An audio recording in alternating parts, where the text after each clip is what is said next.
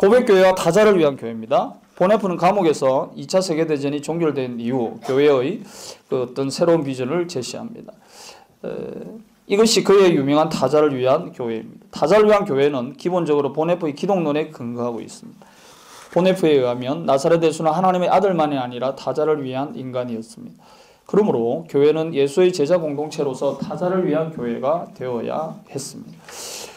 중요한 것은 타자를 위한 교회가 고백교회의 부끄러운 역사와 깊이 연관되어 있다는 사실입니다. 1938년 4월 20일에 고백교회에 속한 목사들은 돌이킬 수 없는 잘못을 범했습니다.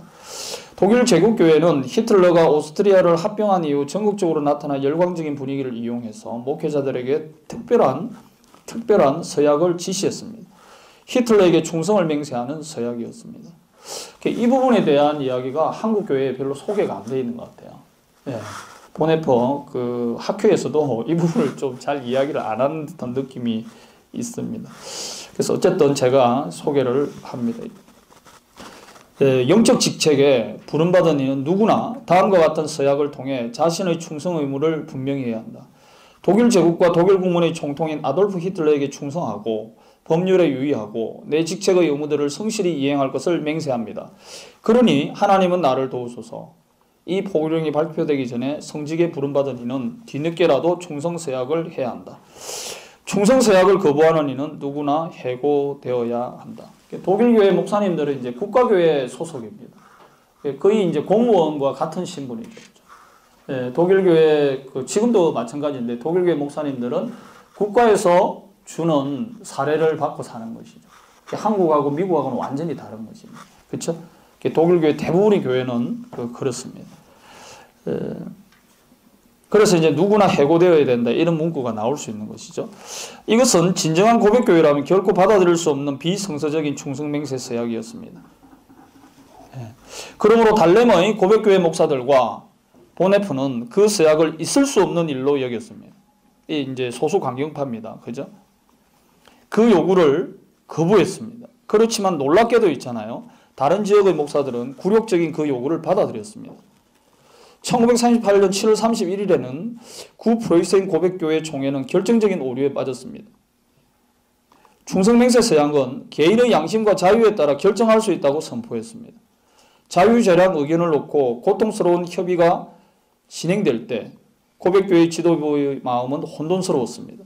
그러나 그들에게는 서약 거부의 책임을 감수할 마음이 없었습니다. 보네프의 관점에서 볼 때 이러한 고백교회는 타자를 위한 교회가 아니라 자기만을 위하는 교회였습니다. 그래서 그 총회 그 지도부가 뭐예요? 결정을 해줘야 되는데 양심에 따라서 서약할 사람 서약하고 거부할 사람 거부하라 그렇게 한 거예요. 지도부가 결정을 해주지 않았어요. 그러니까 어떤 책임 회피가 분명히 직무유기가 여기에는 있다고 보고요. 이제 소수 강경파도 그것을 이제 비판을 한 것입니다. 양심에 따라서 뭐 하라는 거예요. 양심에 따라.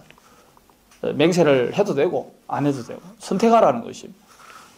이게 이제 선택의 문제는 아니지 않느냐는 것이죠.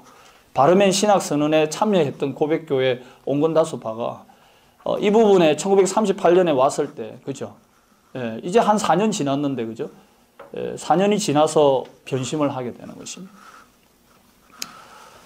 그래서 보네프가 이제 비판을 하게 되는 것입니다. 보네프는 감옥에서 타자를 위한 존재이신 그리스도를 따르는 교회를 생각했습니다. 그러나 고백교회는 자기 보전이 마치 자기 목적인 양 그것만을 위해서 투쟁함으로써 타자를 위한 교회가 되는 것을 포기했습니다. 고백교회는 나치 이데올로기에 맞서 끝까지 저항하지 않았습니다. 이 내용이 이제 옥중서간에 나오죠. 이제 끝까지 끝까지 투쟁하지 않았다, 싸우지 않았다. 그것은 고백교회가 그리스도에 대한 인격적 신앙을 마지막 순간까지 견지하지 못했기 때문입니다. 이 부분에 대한 그 보충 설명이 필요한데요. 나를 따르라 저서에서 보네프는 신앙을 어떻게 이야기하는가 하면요. 신앙이란 그리스도의 인격에 우리 자신을 연결하는 것이다. 이렇게 이야기합니다. 그리스도의 인격에 우리를 엮는 것. 엮는다 표현이 조금 그런데요. 우리 자신을 연결하는 것이. 그리스도의 인격에 우리 자신을 묶어두는 것이 신앙이라고 이야기합니다. 신앙. 순종하는 자는 믿고 믿는 자는 순종한다. 그 유명한 이제 명제가 있지 않습니까? 나를 따라에 나오는데. 다른 자리에서는 그 신앙을 그리스도의 인격에 우리 자신을 묶어두는 것을 신앙이라고 이야기합니다. 이 개념을 이제 알고 있으면요, 옥중 서간에 나오는 이 비판이 있죠. 그리스도 어떻게 나오죠? 그 그리스도에 대한 인격적 신앙.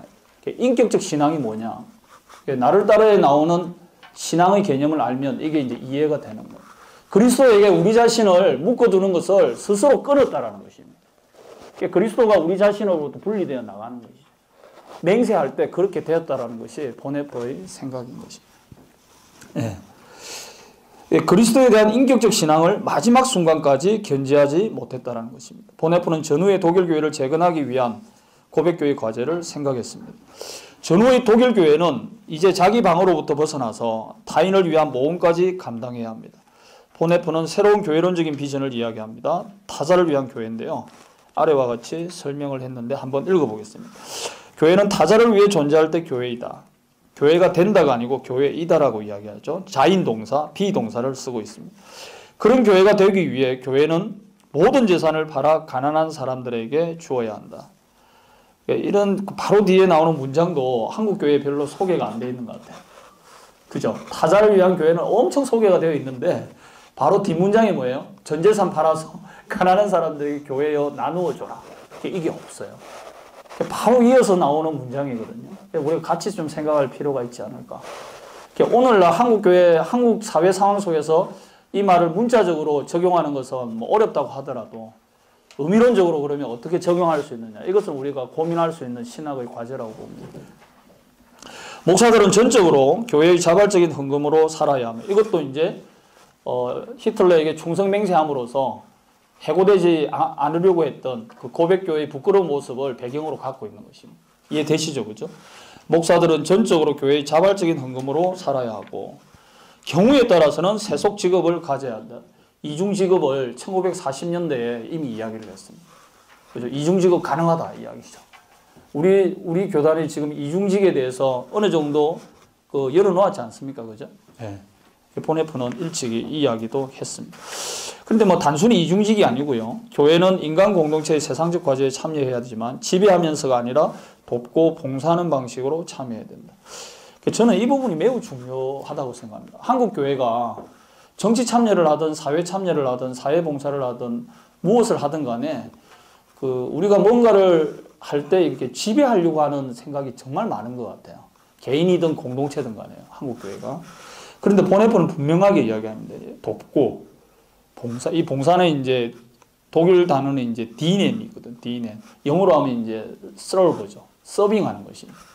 옆에서 돕고 서빙하는 방식으로 참여해야 됩니다.